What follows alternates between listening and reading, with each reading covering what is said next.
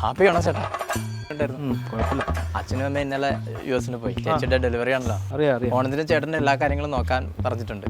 ചേട്ടൻ അടിക്കുന്ന പെർഫ്യൂം എന്താ ചേട്ടാ? ഒരെണ്ണം വീട്ടിൽ അയച്ചു കൊടുക്കാനാ. നിങ്ങൾക്ക് വേറെ ഒരു പണിയില്ലേ? നിങ്ങൾ അകത്തേക്ക് പോയേ. പെർഫ്യൂം ഏതാണെന്നറിയണം. എന്തത്? പൂക്കള ചേട്ടാ.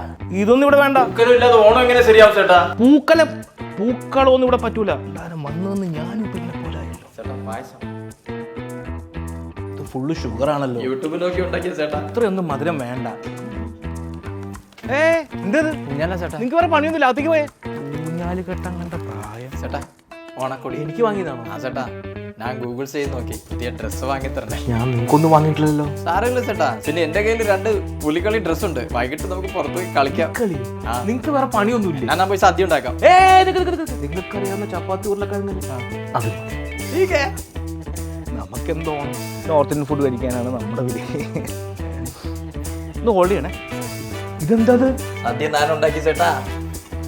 അമ്മ ഉണ്ടാക്കണ അതേ സാമ്പാർ. അമ്മ ഉണ്ടാക്കുന്ന ഞാൻ നോക്കി വെച്ചിട്ട്. എന്റെ ഭായി നിങ്ങൾ മുത്താണ്ട.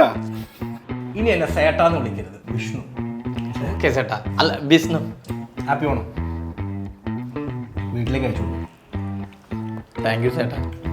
ഞാൻ പിന്നെ കഴിക്കാം ചേട്ടാ. പിന്നെ കഴിക്കണ്ട, ഇപ്പൊ കഴിച്ചാൽ മതി. ഞാൻ അമ്മച്ചിനെ നോക്കി നിന്ന് പഠിക്കും. അപ്പൊ യൂട്യൂബ് അല്ലേ? അത് യൂട്യൂബ് അല്ലേ?